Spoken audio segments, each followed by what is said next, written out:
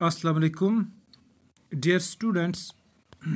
For class 8th, today we are going to discuss a topic. It is nuclear energy. As you know that we are actually studying the non-conventional source of energy, and in this non-conventional source of energy we have already studied some energy resources like solar energy. We have studied. We have already studied wind energy, and today we are going to study a non-conventional source of energy. It's called as nuclear energy. Good. Nuclear energy. See, nuclear power. See first, where from it is actually generated, this nuclear power.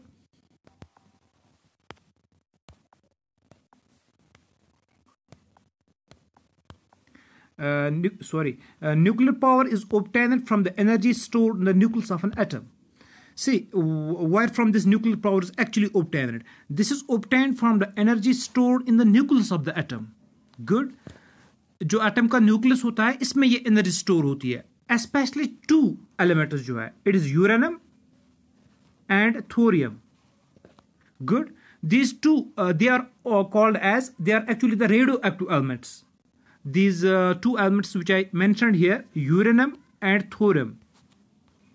Good. They are the radioactive elements, and nuclear power, it is generated or it is obtained from the energy which is stored in the nucleus of these two atoms, that is nuclear uranium and thorium. Good.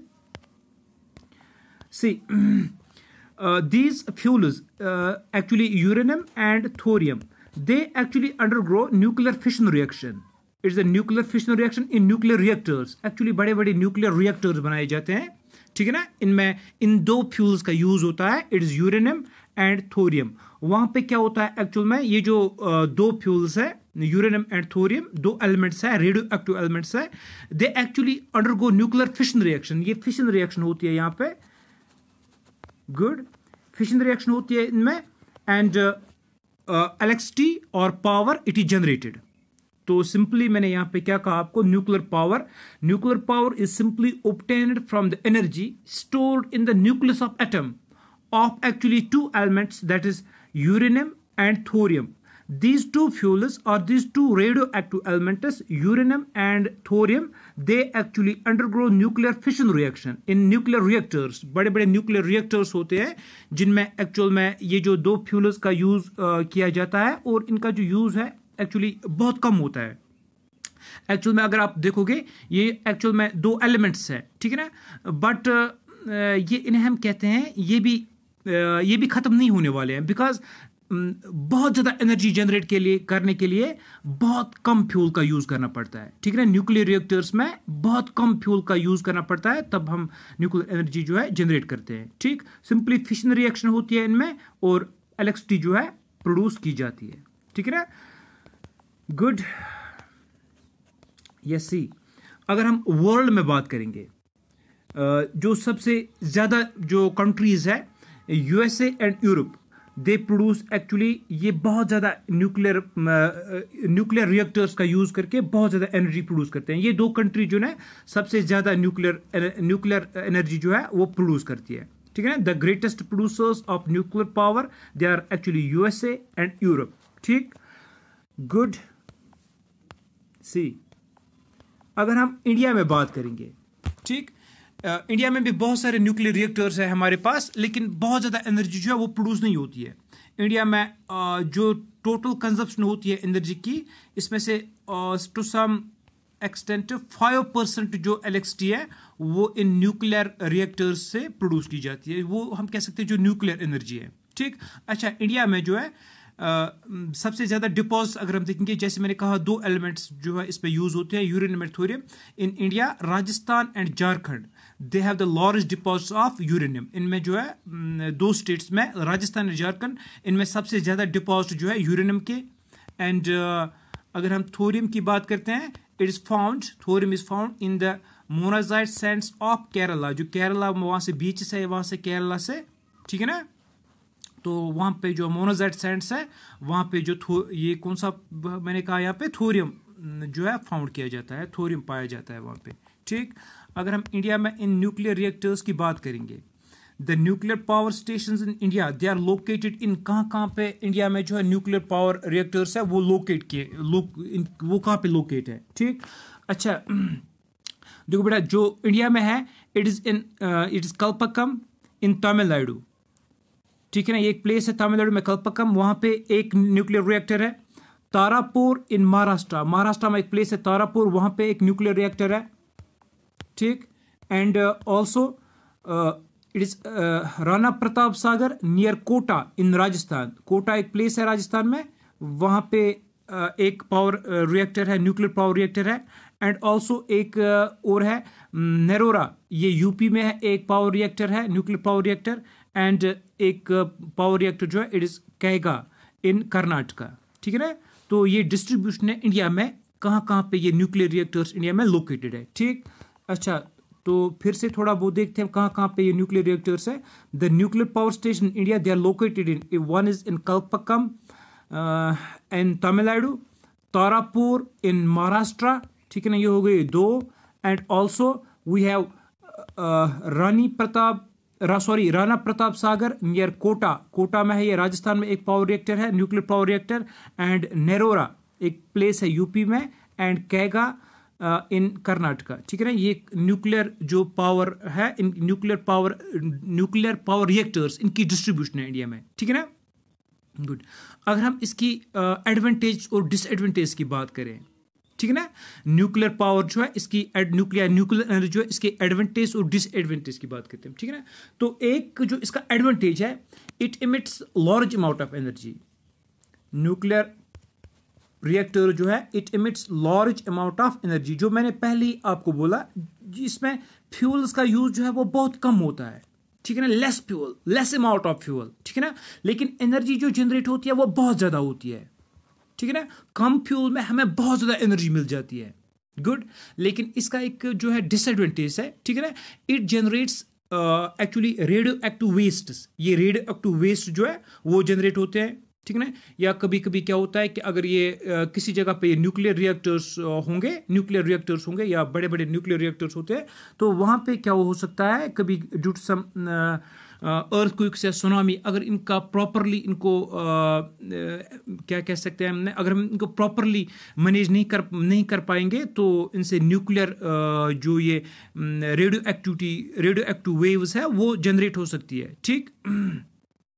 तो they are actually dangerous, ठीक है ना। And जो एक चीज़ है कि ये expensive है सेटअप करने, they are expensive to set up, ठीक है ना। पहले जब हम कोई न्यूक्लियर रिएक्टर लगाते हैं तो they are actually very expensive setup, ठीक है ना, बहुत कॉस्टली होते हैं इनको लगाना, गुड। तो ये हो गया यहाँ पे हमारा न्यूक्लियर एनर्जी, ठीक है ना। तो इसमें हमने सिंपली पढ़ा कि न्यूक्लियर एनर्जी जो होती है इट इज सिंपली जनरेटेड, ठीक है ना, ये nucleus of the atom of two elements actually, thorium and uranium, ठीक है ना। और हमने डिस्ट्रीब्यूशन पढ़ी वर्ल्ड में कहाँ कहाँ पे है, सबसे ज़्यादा जो है मैंने कहा यूएसए और यूरोप, ठीक है ना। इंडिया में हमने पढ़ी कुछ 5, 6, 7 जो न्यूक्लियर रिएक्टर्स है कहाँ कहाँ पे लोकेट है। इसकी हमने एडवांटेज पढ़ी कि it emits a large amount of energy, and disadvantage में हमने क्या पढ़ा कि it actually generates radioactive wastes, ठीक है ना, and it is also expensive to set up these nuclear power reactors और पावर प्लांट्स, ठीक। अच्छा जो दूसरा हम पढ़ेंगे इसमें it is actually geothermal energy, ठीक है ना। जियोथर्मल एनर्जी जो है ना, simply what is geothermal energy, it simply it is the energy which comes from the inside the earth, जो अर्थ के अंदर से हमें एनर्जी मिलती है, that's called as geothermal energy, ठीक है ना। देखो बेटा, ये क्या है, heat obtained from the earth, जो हमें हीट अर्थ से मिलती है अर्थ के अंदर, as you know that simple सा फिनोमेना है, higher we go cooler it is, deeper we go hotter it is. Earth के अंदर हम जितना भी नीचे जाएंगे तो ये हॉट टेम्परेचर इंक्रीज होता है, ठीक। तो यही जो हीट है ये अर्थ की जो वीक जोन्स है उनसे कभी कभी बाहर आती है, ठीक है ना। जो वीक जोन्स होते हैं अर्थ के वहाँ से ये हीट जो है बाहर आती है, तो इसको हम यूज़ कर सकते हैं एज एन एनर्जी रिसोर्स, ठीक है ना। तो energy which comes from inside the earth that's called as geothermal energy. इसी एनर्जी को कहते हैं हम geothermal energy. This geothermal energy it is actually in the form of hot springs, ठीक है ना। अर्थ पे जहाँ पे जैसे मैंने कहा वीक जोन्स है वहाँ पे पाए जाते हैं ये हॉट स्प्रिंग्स, ठीक है ना। तो इस एनर्जी को भी डिफरेंट पर्पस के लिए जो है यूज़ किया जा सकता है। इसको हीटिंग के लिए यूज़ किया जा सकता है, ठीक है ना, या बाकी जो पर्पस है इसके लिए हम इस एनर्जी को यूज़ कर सकते हैं। अच्छा, तो यूएसए जो है it has the world's largest geothermal power plants, it's followed by New Zealand. सबसे ज़्यादा जो जियोथर्मल पावर प्लांट्स वर्ल्ड में पाए जाते हैं वो यूएसए में पाए जाते हैं, ठीक है ना। एंड अपार्ट फ्रॉम यूएसए इसके बाद जो दूसरे नंबर पे आता है इट्स न्यूजीलैंड में भी पाए जाते हैं, ठीक। अच्छा, अगर हम यहाँ पे इंडिया की बात करते हैं, ठीक है ना, इंडिया में कहाँ पे ये जियोथर्मल पावर प्लांट्स है। In India geothermal power plants they are located in Manikaran in Himachal Pradesh, ठीक है ना। एक हिमाचल प्रदेश में एक प्लेस है मैनीकरण, वहाँ पे एक पावर प्लांट है geothermal power plant. And also Puga valley in Ladakh में पुगा वैली है, वहाँ पे भी एक जियोथर्मल पावर प्लांट जो है दैट्स एक लोकेट है, ठीक। अच्छा, अगर हम इसकी एडवांटेज की बात करते हैं या डिसएडवांटेज की बात करते हैं जियोथर्मल एनर्जी की, ठीक है ना। इसका एक एडवांटेज ये है कि इट्स क्लीन, ठीक है ना। ये क्लीन एनर्जी है, इससे कोई पोल्यूशन नहीं होती है, इको फ्रेंडली है, ठीक है ना, clean and eco friendly. And it is available in sufficient quantity, ठीक है ना। जो बहुत ज़्यादा अर्थ की मतलब आप अंदाज़ा भी नहीं लग सकते कितनी अर्थ के अंदर हीट जो है। इसको हम अगर हमारे पास टेक्नोलॉजी होगी तो, या जिस भी कंट्रीज़ के पास टेक्नोलॉजी है वो इसे ट्रैप करते हैं, तो इट्स ऑल्सो इनएग्जॉस्टिबल, ये भी कभी ख़त्म नहीं होगी क्योंकि अर्थ के अंदर जो हीट बहुत ज़्यादा है, ठीक है ना। जितना भी हम यूज़ करें तो ये कभी ख़त्म नहीं होगी, ठीक है ना। अच्छा, डिसएडवांटेज क्या है इसकी। यूजुअली जो ये जियोथर्मल पावर प्लांट्स हैं या जहाँ पे ये नेचुरल गीजर्स पाए जाते हैं, ठीक है ना, they are located far from the cities, ये सिटीज से बहुत दूर होते हैं, ठीक है ना। जैसे कि मैंने यहाँ पे आपको कहा लद्दाख में एक जियोथर्मल पावर प्लांट है, पुगा वैली में लद्दाख, या हिमाचल प्रदेश में मैनीकरण, ये बहुत दूर प्लेसेस है, ये लोग फॉर अवे प्लेसेस है, सिटी से बहुत ज़्यादा दूर होते हैं।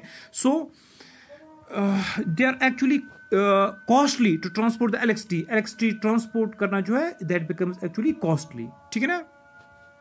तो बेटा यहाँ पे हमारे हो गए इसके जो है ये हमने पढ़े यहाँ पे non conventional source of energy, ठीक है ना।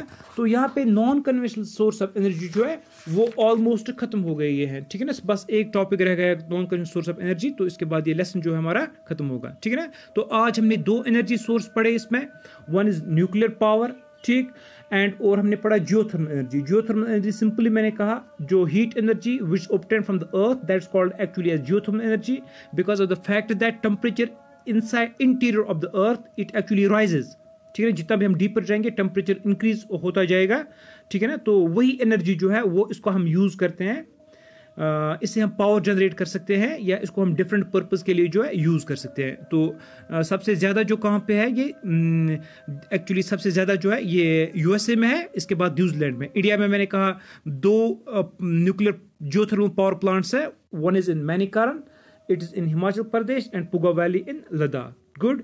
तो बेटा यहाँ पे हमारा हो गई ये 2 एनर्जी सोर्स जो हमने पढ़े, nuclear energy and geothermal energy. Thank you very much.